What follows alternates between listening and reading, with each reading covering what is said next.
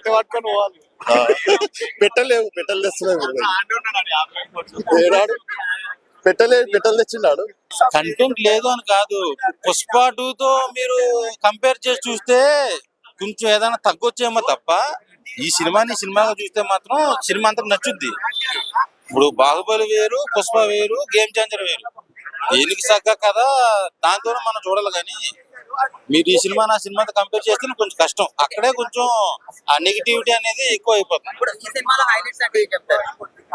రామ్ చరణ్ గారి performance, SJ సూర్య గారి విధంగా చేశారు. ఆయన యాక్టింగ్,